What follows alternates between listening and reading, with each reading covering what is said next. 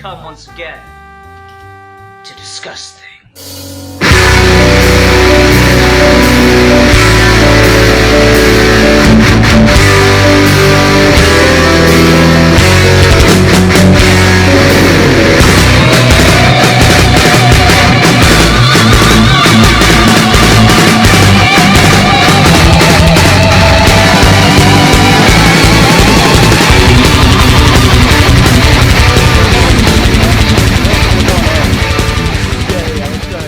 Hi everyone, I am Sid Part 2, and welcome to another episode of Geeky Gentleman. Joining me today, he's back. He's dug himself up from the pit in which he disappeared into.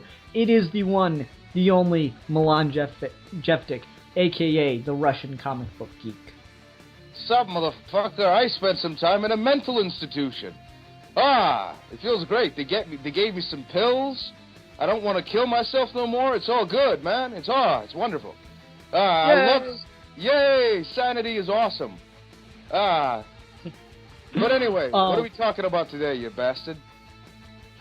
Like I say, it's a really hard thing to narrow down. You guys will have a title by the time you get this, but we don't know what to call this yet. But what we're going to talk about is a certain attitude I feel like I get from a lot of, creators and reviewers and just general people, that somehow writing the story is more valid, more important, more truly art than the visual side of making things like comic books or movies. Because you'll often hear this lobbed against directors, like, oh, well, their visuals look great, but their story sucks, and story is the most important thing.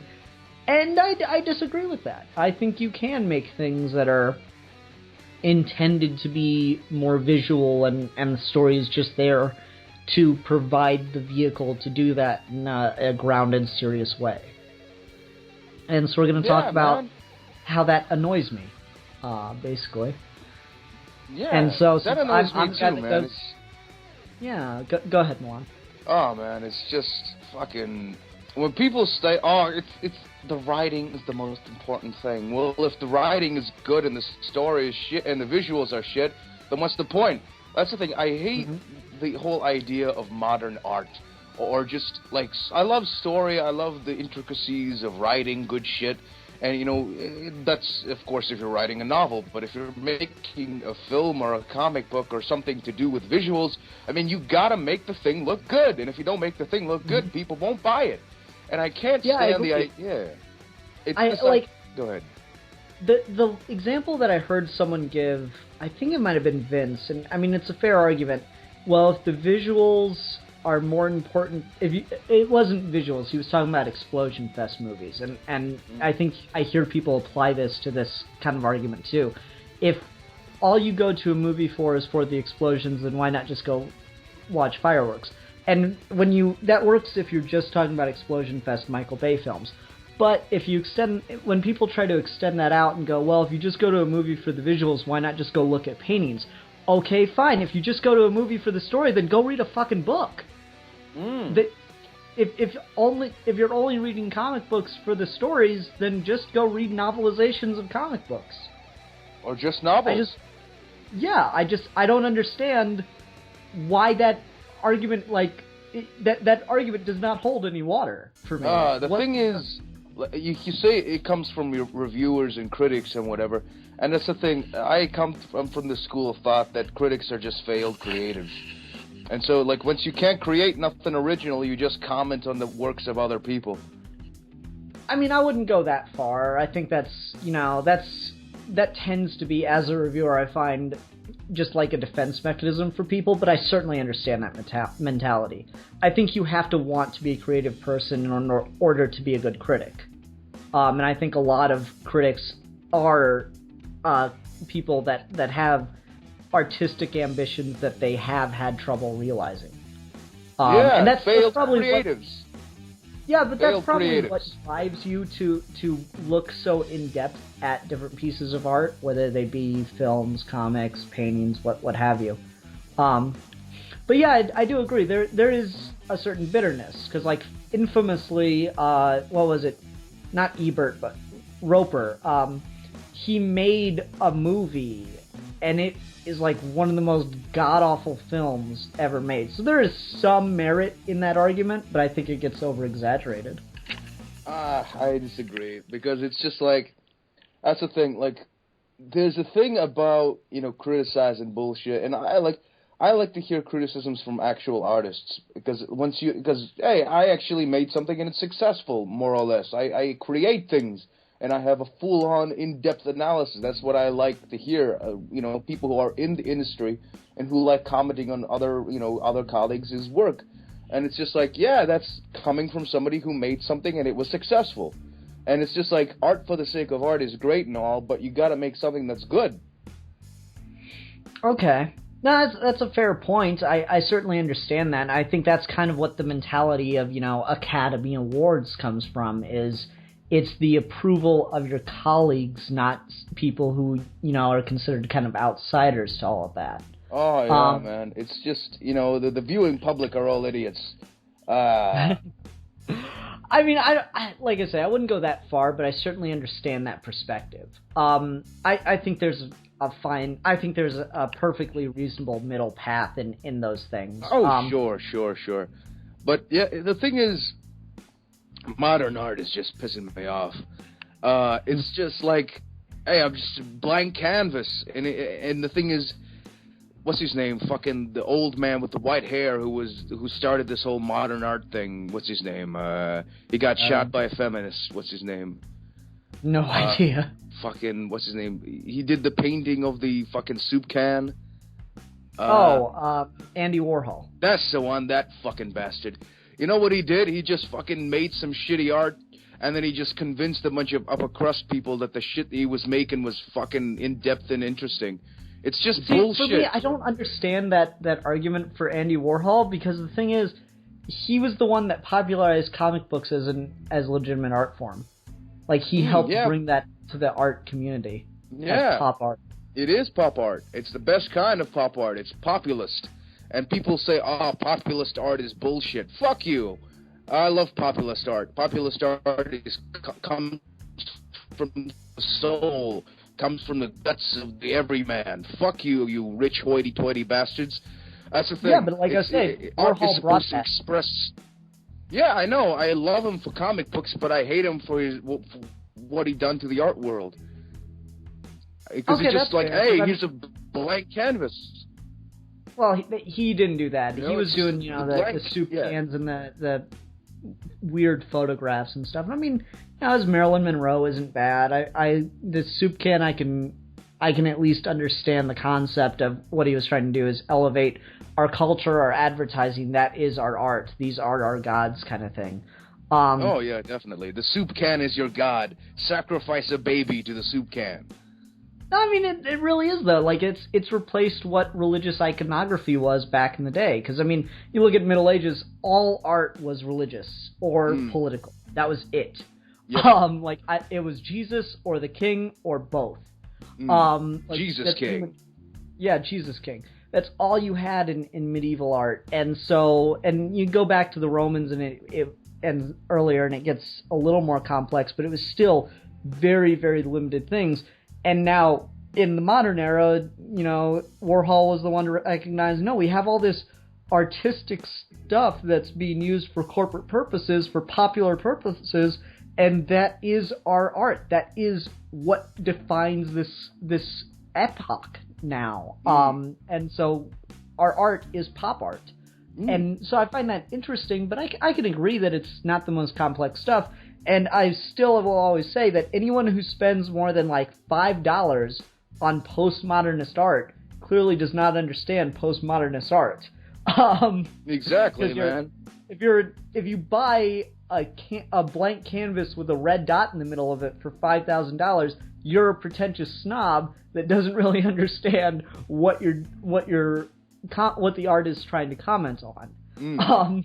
Exactly, but that's the thing. Like, in a way, I respect him for it, because it's just like, hey, buy my red dot painting, $5,000. It's just a red dot in a blank canvas.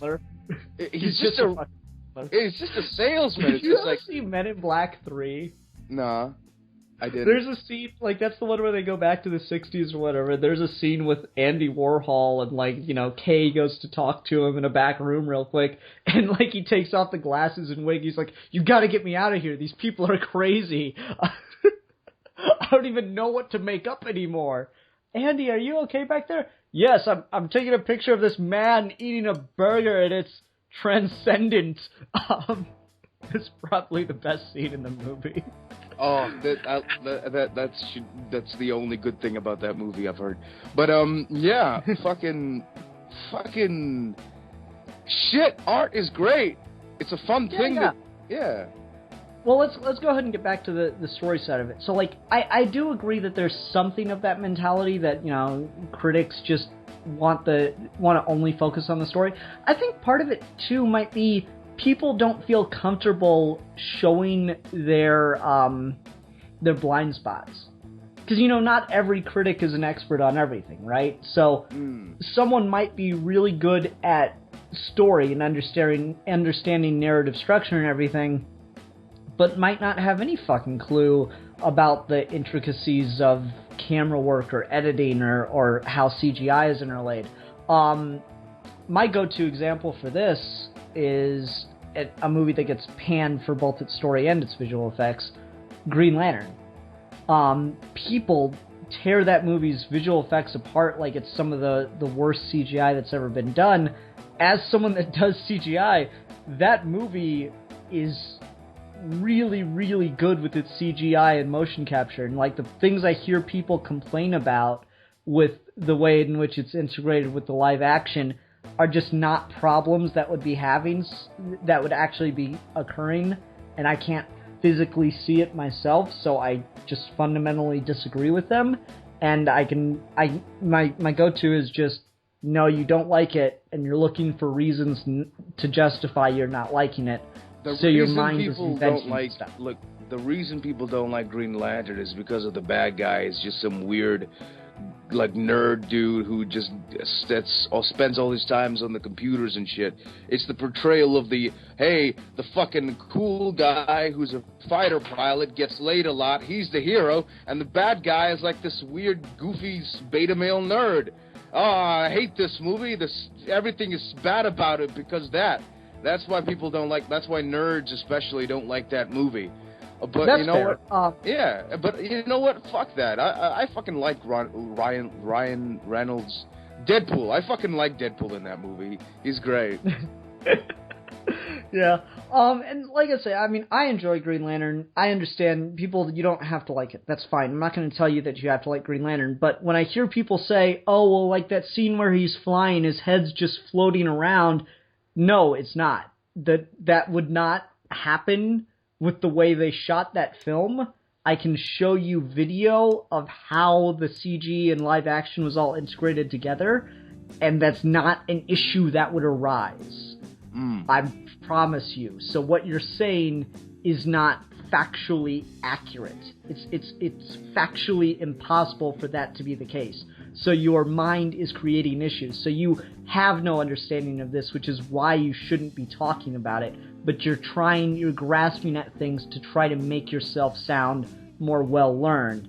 And so you'll attack the story, but then they'll bring things that attack the story to attack other things that are, you know, visually interesting or visually important, and try to bring those things down. And then I find that interesting because then people that are narrative focused have no ground to stand on to attack visual things because they don't know what they're talking about anymore. Yeah, but Sinestro was a fucking boss in that movie. That was such great casting. I know, just Sinestro was great in it. I'm like, Sinestro! Yay! Love Sinestro. I have a feeling Milan kind of came around a little bit on Green Lantern. Yeah, fuck it, I like that movie. Fuck you, I don't give a shit. Hey, I fucking like it too. We're cool. Yeah, we're cool, man. Fuck you. Like, I don't give a shit. Fuck you. We're cool. Fuck you. Oh, I don't know how to feel anymore. Not fuck you, but just fuck the audience who don't like Green Lantern. Oh, great. Just tell our audience, fuck you. That's perfect. Fuck them. This is why we've been having trouble. Fuck them. I don't give a shit. No, but like, do you think that's the case, that people just don't understand what they're talking about, but they want to sound intelligent about these things at that point? Yes. Sounding smart is like people want to, like, that's the thing. Nerds are mistaken from being intelligent, so they try their fucking best to live up to that stereotype. Oh, but nerds are at least smart. No, they're not. They're just nerds. I love this shit. It's fun. But it's just like, look, it's just people's criticisms of things just betray deep psychological, like, misgivings on, like, I don't know, it's just like, I love that shit. Like fucking, what's his name? Movie Bob, right? He did this review of fucking Deadpool, and he called it an angry little boy movie. And I'm like, but I see Comic Book Girl 19's fucking review of it, and she fucking loves it. And, like, it's two different guys, this fat fucking internet dork and this fucking crazy-haired comic book chick, and they both, like, one hates, one, like, oh, yeah, it's a fun movie and whatever, but, you know, it's fucking an angry little boy movie, and the other girl's like, the girl's like, yeah, it's fucking great. That's the thing. It's just, you just, look, dude, it's a fun movie. You shouldn't take, like, pop culture so fucking seriously and try to impose your own psychological misgivings on a thing. Sometimes it's just a cool movie, and sometimes it's, you know, I don't know, it's all subjective. Like, art shouldn't be taken to such a, you know, especially populist art. It's something to entertain people, and when people try to imbue something with a meaning that, you know, isn't really there, it's just meant to be enjoyed by people. It's a fucking superhero movie. Enjoy yourself. And people go, no, it's deep art. It's fucking not art. Well, I guess it is art, but it's populist art. And populist art is just there to entertain. I mean, what's wrong with that? And people take that shit so fucking seriously. And it's so goddamn annoying. You shouldn't take fucking superheroes seriously. No, I disagree with that. I see what you're getting at, but I've got to push back at certain points, and it's a really tight wire to walk, though. Yes, superhero movies should be able to be taken seriously, but there should also be, like, I just think with any movie, you should be able to take any movie seriously, but there should be some level of disconnect. At one point, you have to step back and go, it's a movie. No matter what. Yeah. And that's with anything. At some point, you got to step back and go, it's a book. Because if not, then fucking religions pop up over this shit, and that's why we have fucking Scientology and shit running around. If you just have no sense of disconnect, like, I love Batman to death. I love The Dark Knight. It's one of my favorite movies of all time. But have you seen the trailer for the Lego Batman movie? That is a movie that is going to do nothing but parody, to one level or another, the, like, image of Batman as this invincible, always right, you know, genius man, superhero, godlike figure. It's gonna do nothing but parody and capitalize on that and just take that to the most ridiculous extreme possible, all for a laugh.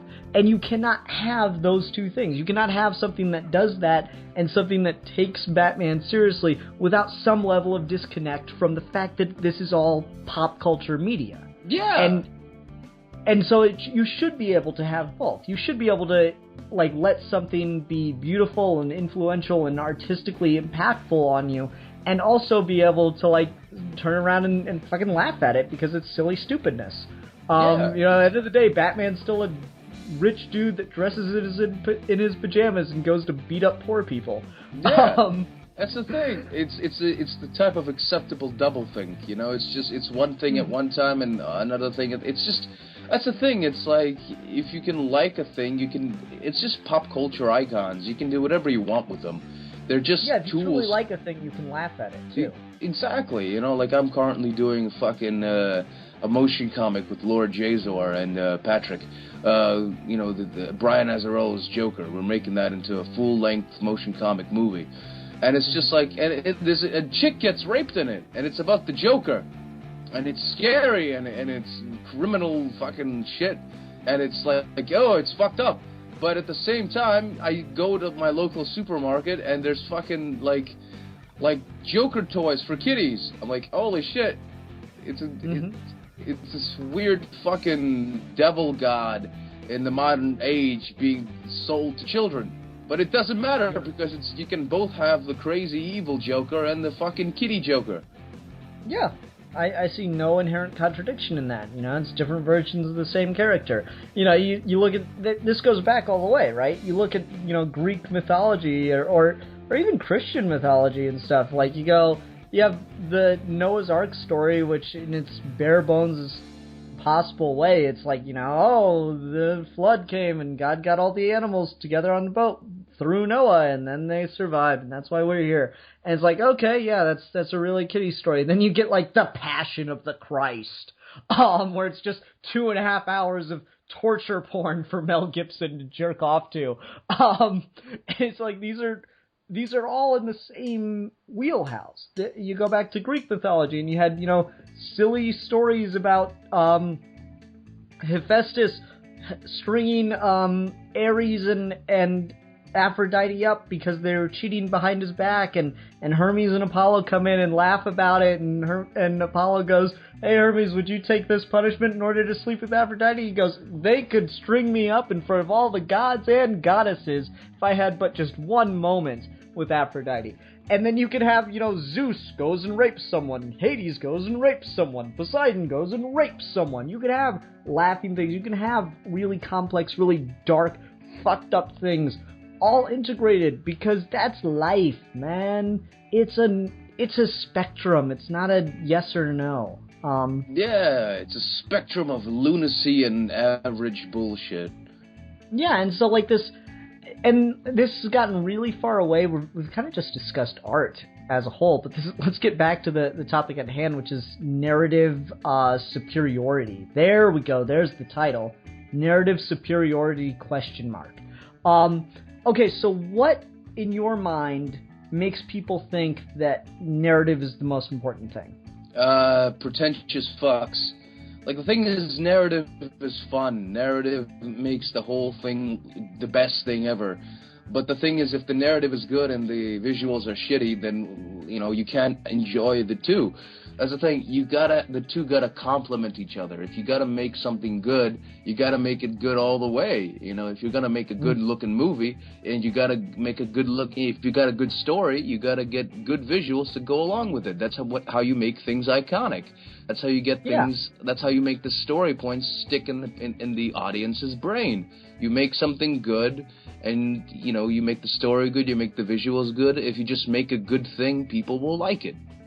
Yeah, and so I agree. It is entirely a balance, but I think the reason that people gravitate toward narrative beyond just pretension is it's the easiest to understand, right? We hear stories our whole lives growing up, where, you know, our moms or dads read us stories when we're kids.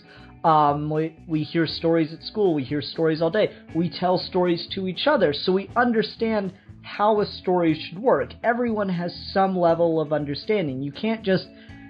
Like, you know, we all know when a comedian is telling a bad joke by getting too detail-oriented and not telling us just enough of the beats of the story of their joke. You know, we understand structure, we understand all these things, and so you have people that can get more complex in it, start to understand more of the subtleties of it, but everybody understands story. Not everybody understands lighting. Not everybody understands inking. Hell, I'm a comic book fan. I still don't know what the fuck inking means. Like, I have no clue. And I don't want to sound like I do, like, just because I'm talking about defending more of a visual side of things as a CG artist. I don't have any fucking clue what inking is in comic books. I don't, like, the best I have is that really funny scene from Chasing Amy. Where he's like, "You're a fucking tracer." And I don't know. Maybe the inkers are just fucking tracers. Fuck if I know. But it's an interesting thought. You know, it takes more expertise, more of a complex understanding to get the artistic side of stuff.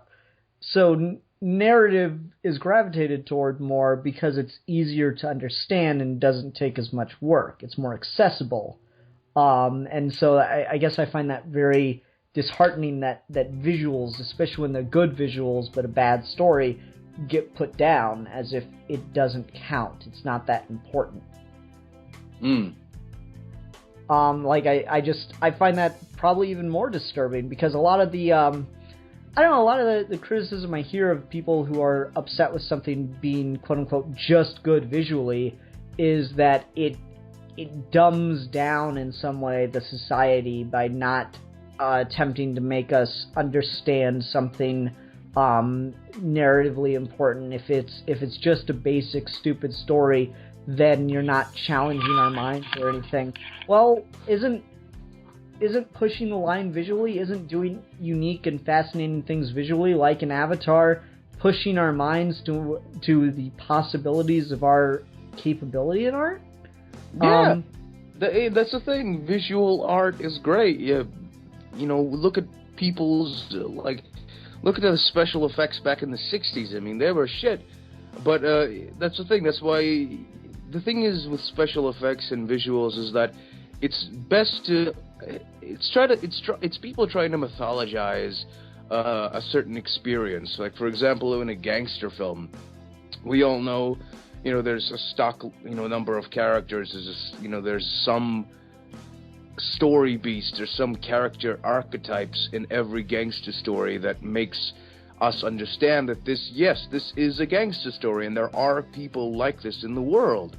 And the closer we can get to portraying real life through art, that's the best thing. And it's doesn't have to be perfect. We can just there's some visual that makes that particular concept iconic. Like that scene in The Godfather, all that, like, fucking Marlon Brando and shit, talking about, you would come to my fucking daughter's wedding and you asked me to kill a man. That shit is just like, oh, well, if you want somebody killed and a mafia boss, you go over there and you ask the Godfather to remove somebody who's fucking around with your business. And, we all know that. That is a thing that happens. And there's different levels. You can go to your local bikies and offer them some cash if somebody's fucking around with your sister or your daughter. You pay off the mob to whack somebody for you. And that concept, it's normal everyday experience, I'm sure. We've all definitely been there. We've all been there. Dog shit on your lawn, you just go down the street. Just call up the local mercenary and go, hey, I'll give you $500 to break that guy's legs. All right, no problem. I'm telling you, Milan really understands phenomenology and just relating perfectly understandable situations to individuals. Oh, definitely, man. But but it's just like, it's trying to, humans just like to mythologize the experience. And that's what we do. That's what telling stories is. That's what making things into visuals. That's what art is all about. We try to take the shit around us and in our heads, and we try to put it all together in our heads and externalize it in the physical world. That's what architecture is. That's what art is. We just take a thing, try to, put it all together in our heads, and externalize it on a canvas, or on a comic book page, or on a movie screen, or on a fucking billboard. We try to make art, and that's what humans do. Even if you're I've been walking around taking pictures of people, and you just, and those pictures become like that place. Like, I've been taking pictures of homeless people around Sydney. And is that what your profile picture on Skype is right now? Yeah. What's my profile picture now, anyway? It's some guy leaning up against a wall. Yeah, it's just a homeless Aborigine man. But yeah, it's just that particular thing, that particular photograph. I draw over it. I kind of trace it and put on my own kind of weird, spiky style over it, and I put a graphic overlay over reality, and boom, the thing becomes art. Life presents you with moments of pure art, and if you just gotta take the picture, and boom, you got something there that's just, describes that particular area completely. It describes a certain feeling, like, what it feels like to be a homeless person. Through you. Exactly. That's what humans do. We as a species, our function is to essentially create meaning for ourselves. Like the thing, you can philosophize and talk shit and say, oh, there's no point in the world, the dust of our planet, bloody, bloody, blah, nihilism and shit like that. But the thing is, humans create reality. That's our function in this universe. We give the random nonsense in the ether meaning. That's our job as a species. And, yeah, that's what you do. You try to make the world a little bit more understandable through the shit that you make. Yeah, I agree. It's all, my joke has always been that all philosophy is just nihilism and denial. Pretty much.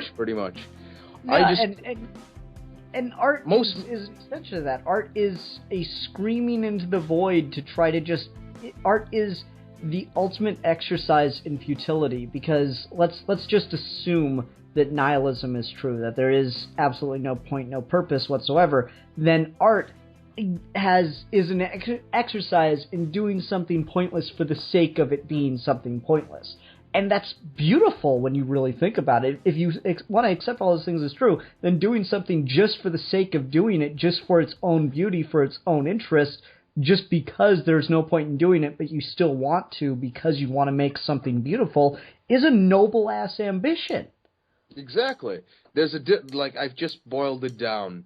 Philosophy is masturbating alone in a corner, while making art is coming inside a beautiful woman and screaming, "Oh God, oh God." That's the difference. I'm sure that isn't meant as an insult to me whatsoever. Oh, no, no. I'm not insulting you as a person. I'm just insulting the practice of philosophy. Exactly. It's just philosophy is just jerking off quietly, angrily in the corner, and art is just coming. Just the pure passion of coming. I wonder what existentialism comics qualifies at that point. I found a brilliant little webcomic that does all these philosophy jokes and stuff, and so I don't know what you'd qualify that as in your little metaphor there. Let's see. Existentialism is just it's getting like a foot massage from a Taiwanese hooker. Okay, that'll work. Anyway, okay. The other thing I wanted to talk about with this is how people will attack a lot of directors. I see this with directors more than comic book artists and other what I guess I'd call visual-minded people as opposed to narrative-minded people. And of course, that's a very broad generalization and everything, but you'll hear people attack Cameron, Zack Snyder, and all these other guys for things they have said. And I think what it is really is just not everyone has a perfect command of speech and language, and not everyone truly thinks about every way in which something they're about to say can be taken before they say it. What do you mean? What do you mean people complain about what people say? Well, the one Steve always harps on, and I think it's just a misinterpretation of what he meant, is Zack Snyder. When Man of Steel was about to come out, Zack Snyder said, "We're gonna make Superman cool again." And Steve and a lot of other people have always taken that to mean, oh, see, here's the problem with Man of Steel, is he didn't already think Superman was cool. Whereas I took it to mean, we're gonna show people that Superman is cool. We're gonna make Superman cool in the public conscious again. And you can easily take that sentence two different ways, right? And so I feel like a lot of these visually minded people, they're just trying their best to express themselves in an area which they have not trained to express themselves for years. It is hell trying to explain a visual to someone either verbally or through the written word.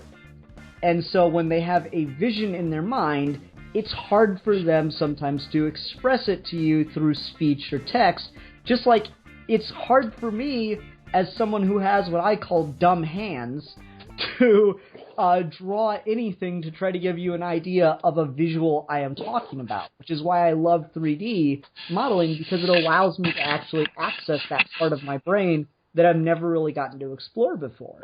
I'm able to make stuff that I'm able to take the pictures in my head and put them into something that you can see with your own eyes, as opposed to me trying to explain it to you. Exactly, and I think that's a huge problem that people have, that more visually minded people have, is they have trouble expressing themselves verbally or through the written word, because that's just not their area. They, like, this is going to sound bad, but they have dumb mouths in the same way that I have dumb hands. Like, it's hard to explain to an artist, I guess, but, you know, there's that mentality of people like me that want to pick up a pencil and draw out a picture in their head, and we just don't fucking understand how to do it. We don't understand, like, we can understand the basics and the concepts of perspective and line thickness and all that stuff, but we don't have the training or the true understanding of what those tools enable you to do. And Pretty so much, I think it's yeah. the reverse of that situation. Damn right, man. Damn right. Everyone has their own particular skill set. You know, everyone has their own ability to express themselves. Some people are good at talking. Some people are good at making art. Some people are good at doing stuff or making things or just... It's humans trying to externalize their own internal bullshit. You know what I'm saying? Yeah, totally. And that's why, like, I have a problem with the whole narrative is the most important. No, narrative's not the most important. And guess what? Visuals are not the most important. Ideally, they should work together and blend perfectly. But if someone wants to make something that's more of a narrative and story-focused thing, they can. That's why we have stuff that's like, you know, just people in a room talking. Like, I love the Man from Earth movie. That is nothing but shots of people in a room talking and talking and talking. And it's all fascinating as fuck, but it better not win any cinematography awards. And it's... I love Avatar just as much, but in a completely different way, because it is a beautiful fucking visual world, and the story, like, gets crapped on a lot, but the story is there to serve to put you in the right mindset, in a serious, grounded mindset where you're invested in the characters in the moment, so you can experience the visuals in a vast and varied way. That is the intention of the story, is to facilitate that purpose, but the focus of that film is visual first. So, like, knocking a film like that for not having enough story, and knocking a film like The Man from Earth for not having enough visuals, misses the point of what they were trying to achieve. Yeah, exactly. I like that. Yeah, there we go. See, isn't that great? We're able to form words with our mouths to express ourselves over the internet. Isn't that just wonderful? Yeah, we're fucking monkeys, man. It's amazing.